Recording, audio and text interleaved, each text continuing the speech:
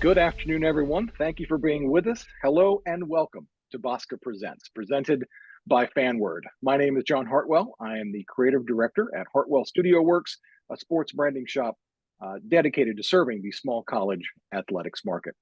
BOSCA Presents is a webinar series featuring athletics leaders discussing topics of importance to the small college athletics community. Our topic today is how AI can help small college athletics gain a competitive advantage. Audience participation is encouraged. We'll have the opportunity for our guests to answer your questions after the presentation.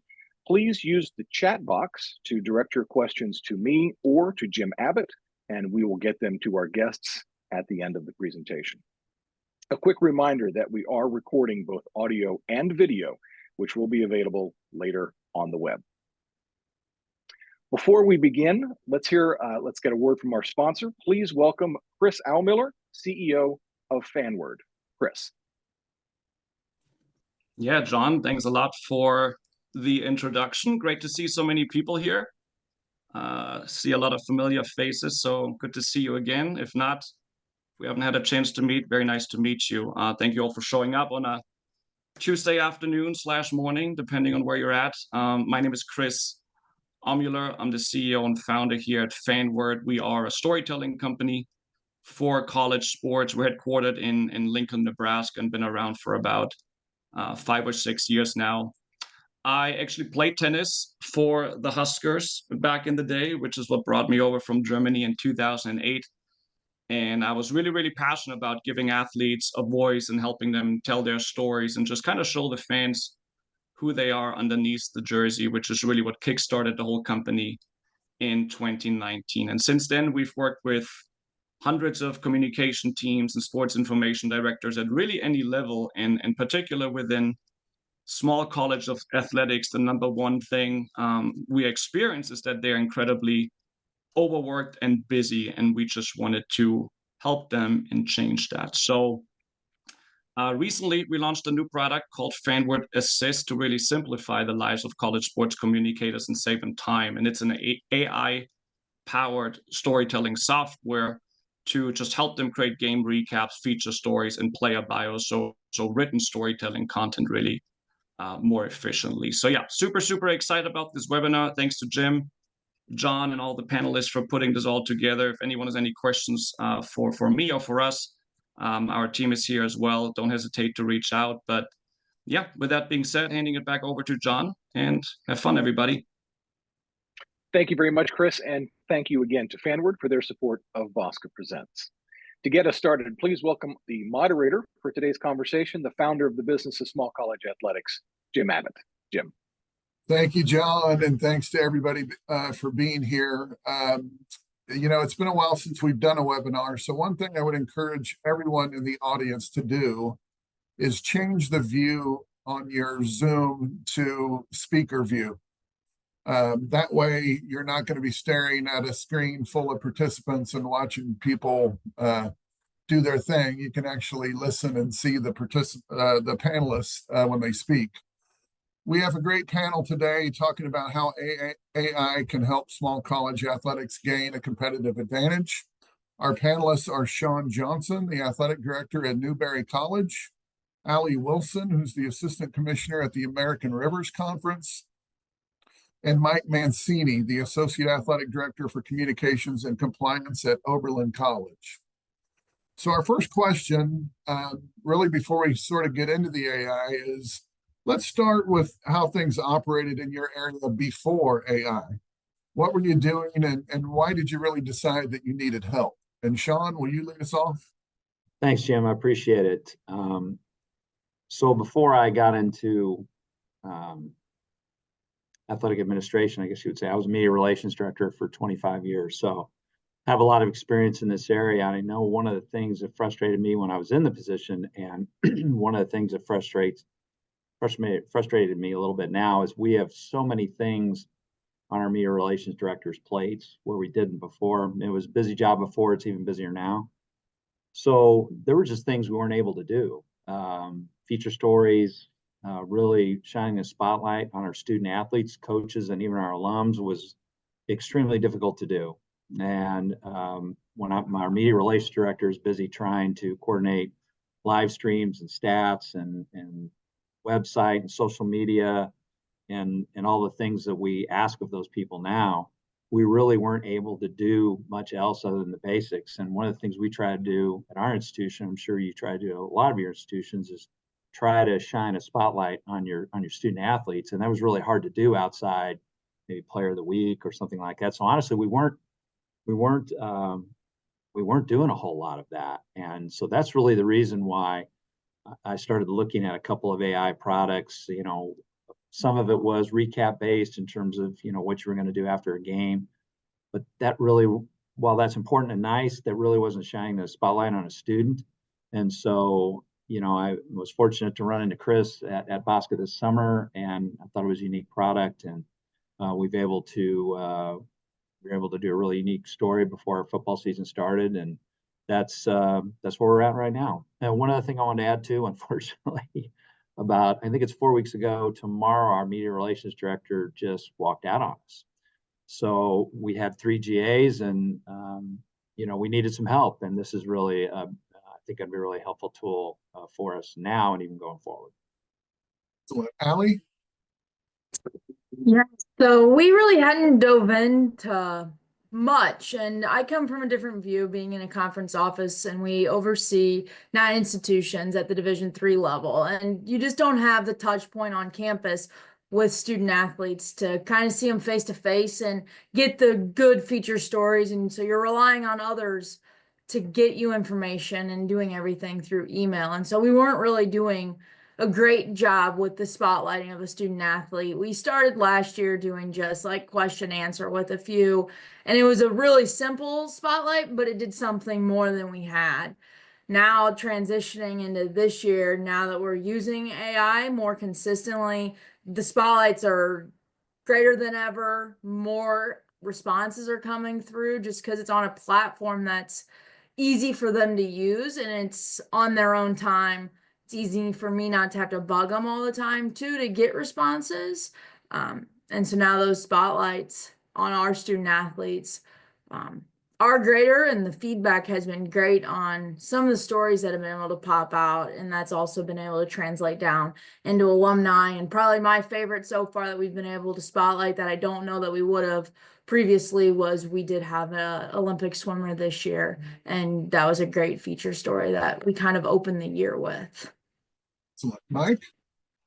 Yeah, I mean, get back to the original question. We dabbled a little bit in AI last year with some game recap stuff with a different platform. It was a little bit of hit or miss depending on, the type of story it was, how much statistical data was provided. But so that now, this platform is different than that. This platform is allowing us to do that feature story. And this has always been really, really important for us to kind of sell the whole student athlete experience at Oberlin College, tell a lot of the off the fields type stories. And, our kids do all these kind of amazing things and succeed in so many other areas that, beyond the box score. And this platform is really going to sell that even more and allow us to be way, way more efficient, I think, pump out more stories. Cause I think Sean talked about how long, crafting a feature story can take sometimes. And with all the other things, that we do have going on, this was really, really nice. We actually just signed on with the platform a couple of weeks ago. I put out our first story, last week, have another one in the can here. And I think the thing that's really beneficial too is just the kids having the opportunity to do it on their own time. Sometimes the hardest part was just scheduling. They can answer this question at 1 a.m, 6 a.m after lift. So it's the platform itself makes it so much easier just to communicate, even, with people off campus as well. Like we're going to probably try to use this for some alumni features, where are they now kind of things, and sell that outcome based story, which I think will in turn have a nice benefit on our recruiting as well. And, kind of see, what did the 2010 graduate that played football, where is he at now? So that's kind of where we're going to go with this and try to use it for more than, just their typical feature story, but even some fundraising type pieces, some alumni pieces, and kind of tell, say what it is to be an Oberlin College student athlete now and after you leave campus. So that's kind of our goals. Mike, I'm going to stay with you for just 1 second because here's what I remember. I've been retired 3 years. So here we want to do a feature story. And first of all, when I have my sports communication person who's covering 22 sports, and worried about web stream and social media, I mean, it hurt my heart to even suggest, let's do a feature. Right. So then when I suggest it, and I'm assuming this is true in your case, it means you got to track down a 19-year-old and somewhere between their class schedule, practice schedule, travel, and all of your responsibilities, schedule a time to physically interview them. Correct. So, I mean, it might take 2 weeks, right? 100%. Yeah. And that's been great, is just having that flexibility in terms of getting linked up with the student athlete. Cause like sometimes, again, the scheduling was with some of these kids is the hardest part. They're also doing a million different things. Oh, well, they're free during lunch, but now they're meeting with the professor during lunch. Now they got to meet with their coach to go over game film. So it's like, well, where are we going to find the time? Okay, to kind of link up. So now it's way better. And then also when you did do it in the past too, okay, so I have this interview on my phone, right, that I recorded. Well, now I had to transcribe that whole recording, re-listen to it, 15, 20 times to try to, now it's all done for me. I already have it transcribed and the answers are there. We could pick and choose the best replies. So yeah, it's just for my couple of weeks with the platform, I've been really impressed, and it's been a game changer for us. I think it'll continue to be as we move forward. That's excellent. Thank you. And just for the audience, I'm thinking there are people in the audience who we're talking about this in the past tense. I'm absolutely certain there are people that are still trying to do it that way. And I know it's very frustrating. So, all right, let's move on to the next question. And Allie, we're going to start with you. Each of you sort of mentioned that you had some experience with other AI tools in your past. What did you use AI for, and what was your experience like with other tools, Allie? Ours was super minimal. You're in a position that you need to be creative, and it's hard on, I think, a conference end. It's challenging because you're not celebrating one school, you're celebrating 9 in our case, and that's challenging you walk a fine line on what you're celebrating, specifically during a championship. And so I've used AI previously just to come up with the headline of a story, and that was my experience with AI leading up to the end of last academic year. And I don't think even using like ChatGPT was always accurate to get the best thing across.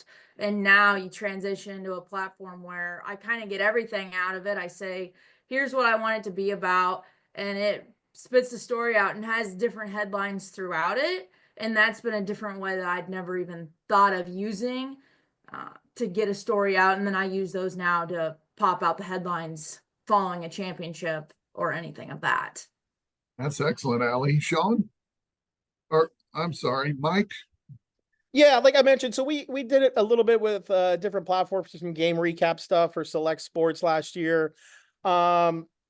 Wasn't all that impressed, and to be honest, I kind of spent almost the same amount of time just kind of updating and tweaking what it was spitting out of me than if I would have just did it myself in terms of that. And I know that this platform is a little different with the more feature side story, but the game recap part is also coming. And I don't know if Chris wants to chime in on that. And like, I'm excited about that to kind of even do that a little bit more, because that's going to be a time saver for your athletics communication staff at the end of the day. I think most of the people that are following your teams, the game recaps are becoming less and less important. They're watching the live stream. They're getting their social media updates. They're not necessarily waiting for you to write like a Pulitzer Prize winning game recap, at 10 o'clock at night after a basketball game. And now, with this platform, when they get into the recap part of it, if I can use that 4, 5, 6 times a week, I might be going home an hour earlier, 4, 5, 6 times a week. Well, now you add this up throughout a month. Well, now I might have saved 40 hours. That's a whole traditional work week, which we usually always have in by like Tuesday, but that's where I'm thinking that this could go and kind of help alleviate some of that pressure that's on your communication staff. And you're still going to get a nice recap and a product that's going to be there for your readers and fans, but also a time saver for where your communication staff isn't setting up an hour and a half before the game, work the game, then they're there for an hour and a half after the game, updating the website, doing the, so it becomes a lot. And especially on Saturday, you have 7, 8, 9 events. That's kind of where I could kind of see this going too, in terms of just bolstering the product and relieving some of that stress on your comm staff. Excellent. Sean? Yeah, Mike, I think you, Mike and Allie both hit on some really good points. And I did experiment a little bit this summer with a product working on game recaps. I think Mike's right. That's really where this is going. Although, what we're talking about is feature stories and shining the spotlight on our student athletes, which I think is really important. But I think when you, as an athletic director, I'm going to say when you're looking at budgeting, and this is not about eliminating a position, it's hard to find people like Mike and Allie right now. It's really hard. I've been doing this a long time, just like Jim, at one time, I mean, the market was just flooded with people that wanted to be in media relations. And I don't think that's the case anymore. It's a great profession. I love it. But I know I look at it in a very different way than I did probably 5 years ago. And we need to really, at Newbury College, we're a small private Division II school. We have to look at where do we want to put our people resources, right? Where do we want to take the people that are actually working for us, and what do they need to specialize in? And then where can we use AI to do the things that they really don't need to spend their time on doing? That's not a priority. Again, we talk about social media, web streaming. Those things are at a much higher priority than ever. And so if I can use really young, talented people that are really good at that to do those things, then I need to look at things that I can use AI for to take that stuff off their plate so they can concentrate on what's really important. Excellent. Next question. And we're going to start with Mike here. What is the general sentiment about AI within your organization or within the industry? How do you address the concerns, and what kind of arguments do you feel resonate best with your peers that are skeptical about AI? That's funny that you mentioned. We actually had an admin meeting this morning, and Natalie, our athletic director, was sharing that we signed on with FanWord during our homecoming weekend with our Heisman Club board, and there was a little bit of like, oh, AI pushback. There was a little bit of pushback, right? They're like, well, why do you guys want to do that? Right? There's some journalists and things that are on our alumni base, and and there is obviously a little bit of reluctancy, right? But I think within our staff, we're embracing it. I think our camp, our department is embracing it. I think everybody, when we did the webinar with Chris, was, kind of on board and excited about it from the beginning. I think, sometimes there's a little hesitancy to adapt to change, right? It's new. It's, oh boy, AI, it's big, scary, and crazy. And I think Sean mentioned it too. We're not trying to replace people. We're just trying to enhance the, what we're already doing. And that's kind of where you have to kind of just sell it a little bit and say, oh, these are the benefits of it. Anybody that's skeptical. And there's also, of course, there's going to be some human element to it too, right? Like, you're going to get the story, spit it out to you, and you're going to tweak it. You're going to add some human elements to it that the computer will just simply not know, right? So there's going to be some kind of editing and a little bit of stuff. Now, it's going to be a lot less time to do all that instead of writing a full story from scratch. So, I mean, I think that's kind of where you just have to be adaptable. It's 2024. Things change all the time. And, Sean's been doing this a long time. I've been doing this almost 20 years altogether. I think I'm 16, 17 years here at Ober. It is a totally different world, and I like doing I like game recaps. I'm an old school, I like writing the game recaps and stuff like that. But at the same time, is it the best use of my time, right? And Sean makes a good point. There's so much other things to kind of worry about, where maybe instead of focusing, on the game recap, well, maybe I'll do a video interview with the player of the game after the game that I wasn't going to do before, because I spent an hour trying to, write a recap that grandma and grandpa and maybe their brother and sister were going to read, and you check the analytics and it's like, well, why did I spend all this time on this if no one's really truly reading these stories? So that's kind of where I think you just kind of have to just sell the positive ends of it and the benefits of it. And I think people will get there. Again, I know there's a little hesitancy and it's scared, but it's not like it's a big bad wolf or anything. We'll be able to kind of share. And I think once people see it across campus, like I said, we just started. Once they start seeing the products and the stories come out even more frequently, and I think they'll kind of turn their opinion pretty quick. Okay, Allie, what about from your perspective? Yeah, I think just like Mike said, you just have to kind of sell people on it. It's new, but as you adapt with the times, this is where we're going. This is how you're going to be able to enhance different areas of your job. That's not the game recaps. It's not a featured story. So now, instead of spending hours and days and weeks on a featured story, you can maybe put in less than an hour on one. I mean, I can speak from my experience with it. You throw a ton of questions together and throw everyone's email in there that you want to do it this year. And now my student athletes are doing it on their own time, and then I can spotlight them when it fits into our schedule when we post certain feature stories. And really, it's subtracted time from what I was doing, and that was just kind of copy and pasting some answers, but I'm spending less than a half hour on each story, and that's creating a graphic, getting the pictures, and making a few tweaks here and there to make it more personal, how I write normal stories that go out.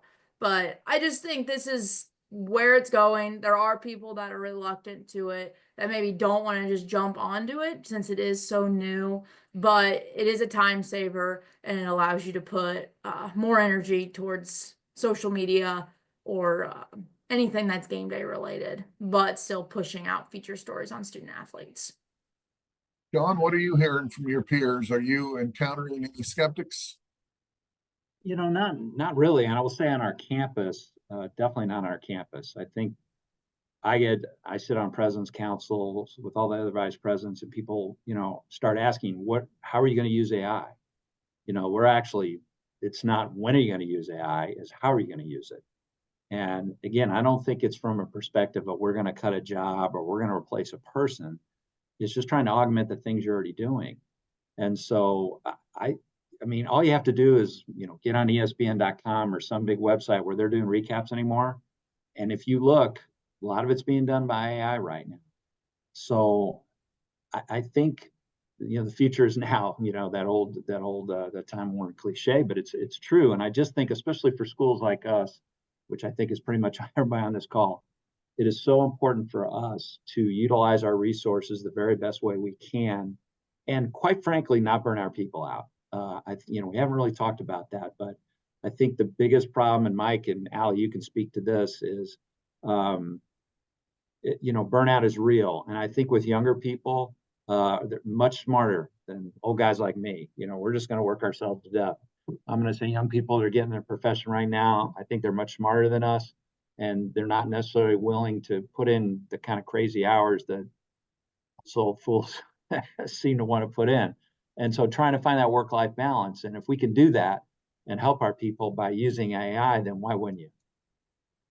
I agree. And Sean, I'm gonna stick with you here. And I realize that you're fairly new to this platform, but can you give a practical example of how you are using AI, and I guess specifically with FanWord right now to benefit your department? Sure. So this was during fall preseason football practice, and our head football coach and some of the staff was sitting around having an adult beverage and lunch. And he mentioned to me, pulled out this picture out of his wallet and said, "Hey, this is a picture of a guy, great grandfather of one of our freshman football players." I'm like, "You gotta be kidding me." So we have a young man on our football team whose great grandfather played here. That's pretty cool. And he said, "Yeah." And I go, "Okay, well, that's got to be a story, right?"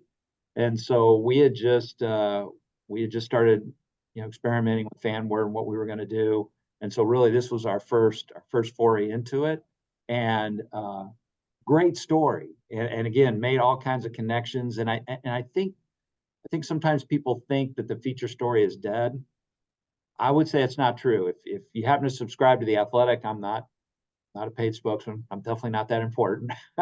But they're writing more, full-length stories now. I think it's starting to come back a little bit, where maybe 10 years ago, it's just kind of dead and people wouldn't read that stuff. But if you have a good enough story, people will read it. And again, to me, most importantly, your student athletes are going to see you're paying attention to them in a different way, other than just, "Hey, I got player of the week," or "You mentioned I rushed for 200 yards," or whatever it is.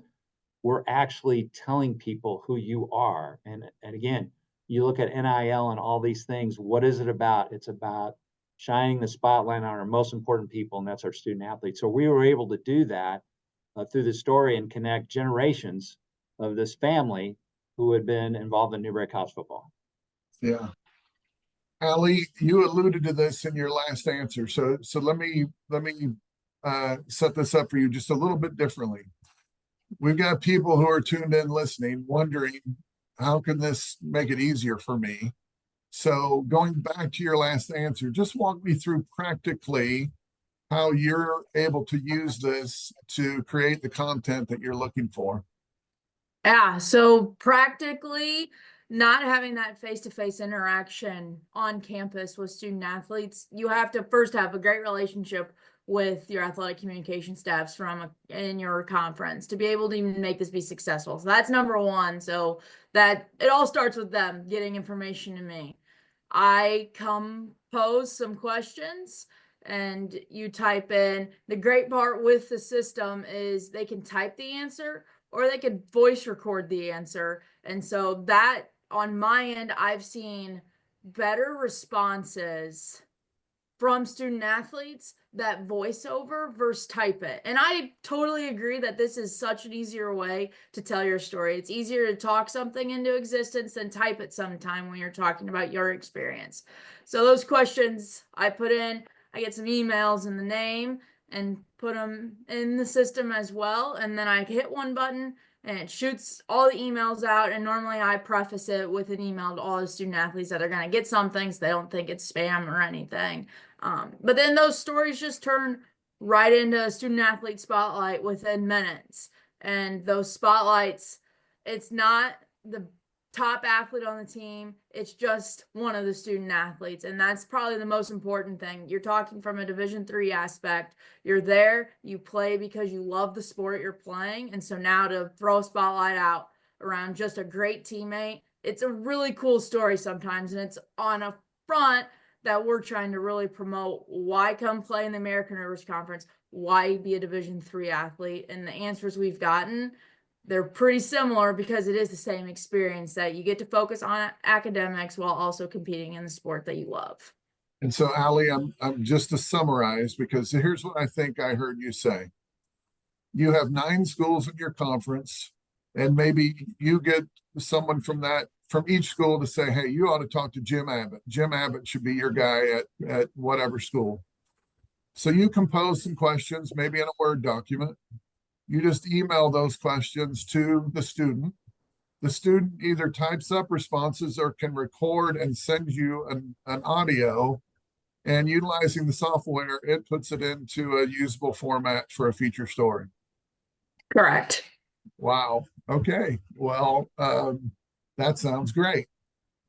Mike, can you give us a practical example of how you're using it? Yeah. I mean, like I said, we just pumped out our first one, and kind of like getting back to what Allie's saying is, it's really important for us to, sell the holistic student athlete experience here at Oberlin College.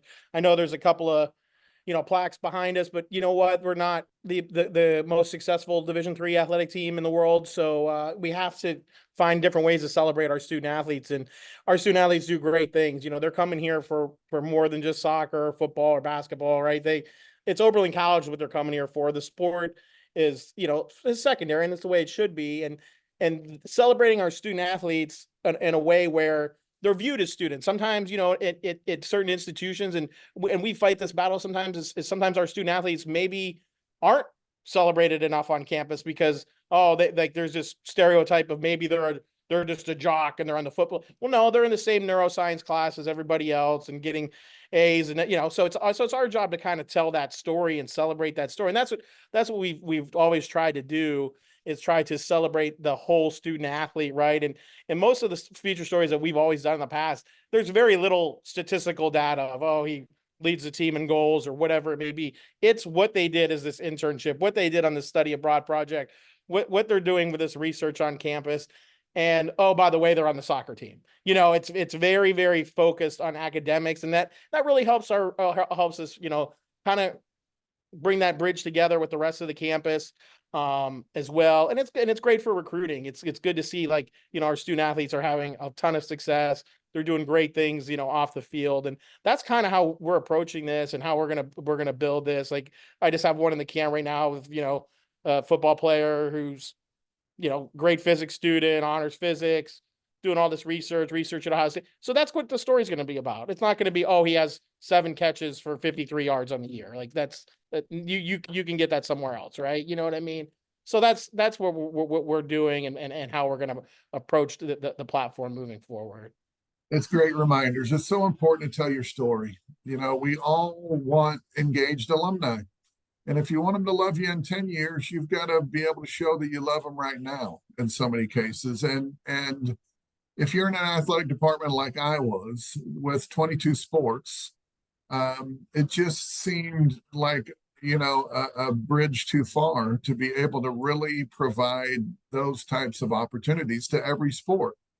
Now, thanks to Allie, what I know is I can send one email or maybe 22 emails even, and be able to feature student athletes on each of those teams. So it sounds great. Allie, we're going to come back to you on the next one. So, and before we do that, I just want to remind the participants who are watching the webinar, if you have specific questions, please put those in the chat. We've got a couple of more questions for our panelists, but if you have something in particular you'd like to see them discuss, please put that in the chat. Allie, my question to you is, how do you think AI could strengthen collaboration between various areas like fundraising, alumni engagement, and other areas on campus? I think the possibilities are endless with this. I can say on our front, we have used this now for an alumni reach. We have not reached our alumni base from the conference office, to my knowledge, ever. And I think this is a great time for us to do that. A few years ago, we changed our name when we added Nebraska Wesleyan into our conference, when we historically were the Iowa Conference. A lot of the alumni I'm hitting now, they don't know it as the American Rivers Conference. And now I've pushed that in front of everyone's face, and we're going to uplift that. And so that's just a different part that's pushing the conference brand, but we've pushed alumni now and spotlighting someone from 2010 who did great things, but now is doing even better things in their professional life. And it's been fun to see the alumni stories roll in, and they go back to campus and they still stay in touch with their coach or their teammates, and what they're doing with their family. And some have had their kids go to the same school. And so it just long lived the tradition of going to school in the ARC. And the stories are cool. And so that's where we've hit, but I really think the possibilities are endless on where you can go with it to strengthen relationships. Mike, how about you? Yeah, I mean, I think everybody likes to be, featured, right? If you call up an alumni maybe you haven't been in touch with for the last couple of years and say, hey, you know what, we want to do a story on you. That's going to make somebody feel good, right? And you want to sell those outcomes. I think that's really, really important, and it is related to, you said a 17-year-old kid can read a story about someone that's in their 30s that played football and now, is a doctor, is a lawyer, isn't it? Whatever it is. So those pieces are all intertwined. And I think, yeah, that's definitely an area where this can go. And then there's a couple other things that you can use this for, maybe it's Black History Month features, right? Okay, let's reach out to some former Black athletes and have them be celebrated throughout that Black History Month, and very, very easy to create a Q&A with them. The fundraising piece, of course, is always important. We obviously need more money. And when you put a nice little story together on somebody, they might be more inclined to give you a couple of bucks. So that's definitely an area that we're going to explore too, just in terms of building that out and kind of selling those outcomes. I think is really, really important, showing the outcomes and showing what a student athlete at Oberlin College can be for you, moving forward in your life, not just, the 4 years that you're here. Yeah, and I think, the thought just occurred to me that as you are creating more content, there are opportunities in things like the alumni magazine or the the university's alumni webpage. Right. You've got the content already, so more opportunities to share. Sean, how about you on this question? Yeah, both Mike and Allie already made some great points. I would say, like I've one out right now to one of our board of trustees. His name is Dr. Jerome Singleton, but he also happens to be the executive director of the South Carolina High School League, which is basically the governing body for high school athletics in South Carolina. And, the cool thing about Dr. Singleton, he was not a superstar athlete at Newberry College. He really didn't play very much, but he took his passion for what he did and went into coaching and then administration. And, what you're trying to do, back to Mike's point, is try to connect the dots. What experiences at Newberry College helped Dr. Singleton get to where he is right now? So I think that's it. I've reached out to our head of institutional advancement and said, listen, do you have some former student athletes that you are trying to cultivate to become major donors? Well, let's find out who those people are. And then listen, it's, let's connect the dots, right? So that's what we're working on right now. I'm waiting for Bill Nash, who's head of our institutional advancement, to say, hey, here's 3 or 4 people that we're really trying to cultivate that were former student athletes. And the thing I would tell people, and I'm sure any of you that are on this call that have done any amount of fundraising, is most of the time, the former student athletes who do give you money are usually not the ones that were the superstars. And I'm not knocking those folks. It's usually the people that, especially at a small private college where you might have some bigger rosters, it's people that were just thrilled to have the experience of being on the team. They might not have been a starter. They weren't all conference. But I could rattle off 2 or 3 names, of people here at Newberry College. And we joke with them, and they'll joke with their buddies about, well, I didn't really play that much. But you know what? They're the ones writing the checks because they had such a great experience. And then you can translate that experience. Again, back to Allie's point, it's not about how many yards they rushed for, or, whatever it is, right? It's about what was their experience like Newberry College, and then trying to get that story out to other alums. And so they're seeing what's happening. And honestly, hopefully it helps you recruit I take that back. Hopefully it helps you recruit student athletes' parents, right?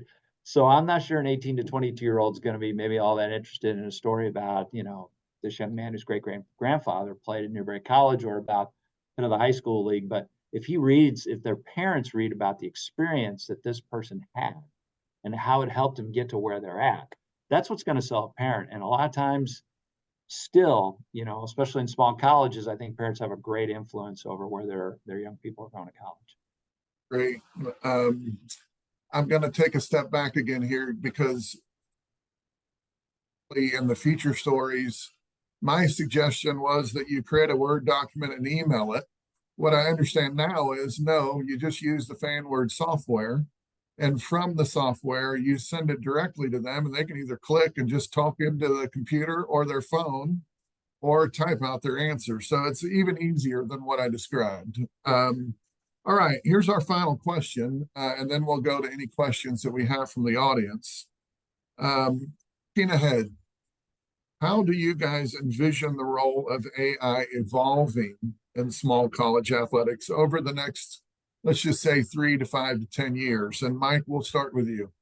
That's a good question. It's like, it's kind of, you're sitting here and you're like, well, what more can we possibly do? And I guess there's always going to be more, right? There's always going to be something that's going to come along. I mean, you've seen it already, just in terms of, like, even from the video side, but the huddle cameras and tracking and different things and all that kind of stuff. Now we're kind of getting more into the writing side with Chris's platform here at FanWord. And, I just think it's going to continue to grow. I think it's just going to become more common. I think there'll be more people, especially with, maybe the recap side of things, and that, I think that'll grow. I really do, because I think there is a lot to do. And I think that may be an area that might take a little bit a backseat of a personal touch. And let's see how we can automate this and take a little bit of pressure off, our communication staff, from that angle. I could kind of see that growing.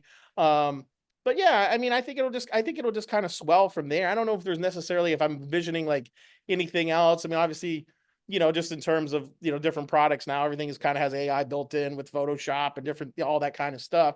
And that's all going to continue to grow and try to make our lives a little bit easier, hopefully. And we can go from there. And then just real quick, like one other area too, that I wanted to mention, even in the last question, I forgot too, was even engaging other members of your campus. I think one area that we wanted to touch real quick was just even interviewing a professor, right? Like we have a general faculty athletic committee that approves our schedules. Maybe have one of them say why, how is their relationship with a student athlete? Have them talk about how well. A lot of times you hear the student athlete is the best student in the class. In season, they have the highest grades. So there's another area too of just different angle to look at with the product. But yeah, getting back to this, I just think it's just going to kind of continue to grow, and I think we'll be, hopefully Chris gets busier and get some more clients. John, look into your crystal ball. Tell us where you see AI evolving. Well, again, I think back to 40 years ago when I was my first job as a media relations director, and I thought about the things that were really important back then, and I thought about the things that are really important now. And there's a lot of people out there smarter than me, like everybody on the planet. But if somebody could figure out a way to integrate AI into stats, God bless you if you could figure that out. Because you know, when I talk with our staff, I'm like, when we were looking for a new media relations director, we're like, okay, I said, this is what's important to me. Okay. And I think this is what is important to our department. It's social media, it's streaming, it's really the external things. And listen, I used to sit in a room with a bunch of SIDs back in the day, and we'd argue about what an assist was. We loved that. Okay. I mean, that was cool. Not the world we live in anymore, right? It just isn't. And as much as I love, and like Mike said, I mean, man, I love writing a good game recap. I mean, love it. But is that the best use of our time? And again, if you want your department to evolve and focus on the things that are really important, then in my mind, it's not replacing people. It's shifting the focus of what is really important and giving that task to people, actual people that can handle it, and then taking the things that AI can do and letting that happen. So that way you can do more things without burning people out or hiring more staff that's hard to find in the first place. You know, I feel like we're so fortunate to have people like you and Mike that love writing a good recap. And I'm a typical athletic director. And here's what I'm thinking, you know, my 200th 1-0 soccer game, I just sort of feel like I'm going to copy and paste the 199th and change who scored the goal. But that's where the creativity comes in, Jim. Come on now. I think, you know, I'm old and lazy. So, Allie, let's hear from you in terms of what you think AI might evolve into.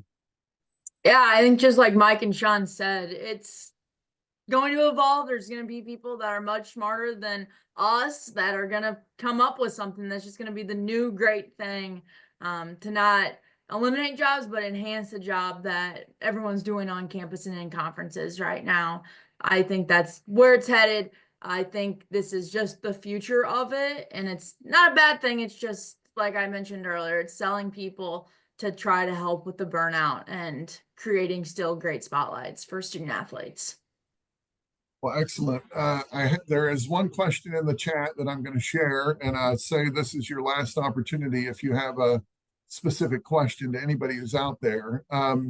The question, let me just make sure I read it correctly, comes from Randy Loggins from Converse University, and it asks, and I'm not sure if any of the panelists really can give a great answer here, but we'll give it a try. How is FanWord different and better than other companies that you've utilized?